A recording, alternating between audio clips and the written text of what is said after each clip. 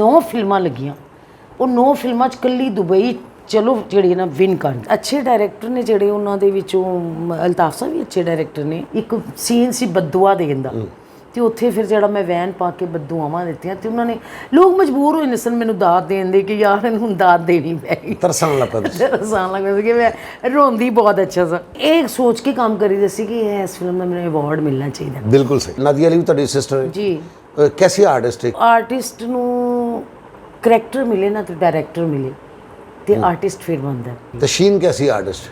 Sheen ਅੱਛੀ performer ਹੈ। Madam ਪਹਿਲੀ ਫਿਲਮ ਦੀ ਪੇਮੈਂਟ ਤੁਹਾਨੂੰ ਯਾਦ ਕਿੰਨੀ ਮਿਲੀ ਸੀ? ਪਹਿਲੀ ਫਿਲਮ ਸੀ ਦੁਬਈ ਚਲੋ। ਅੱਛਾ ਜੀ, ਜਿਹਦੇ ਚ ਮੈਨੂੰ 5000 ਰੁਪਏ ਦੀ ਪੇਮੈਂਟ ਹੋਈ ਸੀ ਟੋਟਲ, ਤੇ 10-15 ਹਜ਼ਾਰ ਦੇ ਮੈਂ ਆਪਣੇ ਡਰੈਸ ਪਾਏ ਸਨ। ਤੁਹਾਨੂੰ ਕੌਣ ਫਨਕਾਰ ਸਾਡੀ ਪਾਕਿਸਤਾਨ ਦੀ ਅੱਛੀ ਲੱਗਦੀ ਜਿਹਨੂੰ ਤੁਸੀਂ ਕਹੇ ਕਿ ਯਾਰ ਇਹ ਮੈਂ ਇੰਜ ਦੀ ਬਣ ਜਾਂਦੇ ਬਹੁਤ ਅੱਛਾ ਹੈ? ਮੈਨੂੰ ਆਲੀਆ ਬੇਗਮ ਬਹੁਤ ਪਸੰਦ ਨੇ। ਮੇਰੇ ਕੋ ਡਸ ਮੇਰੀ ਰਾਣੀ ਤੇ ਕੋ ਥੀਆ ਕਿਆ ਹੈ ਬਲੂਮ ਥਿੰਦਾ ਤੇ ਢਿੱਡ ਵਿੱਚ ਕੋਈ ਗੜਬੜ थी गई है पर तू घबरा ना मैं हूं नहीं मुंशी बाबा को डसनी आ बाबा बाबा राजा का ना मना के ना चेस्की डोडे खोरे स्ता खंदा डेरा खोले दो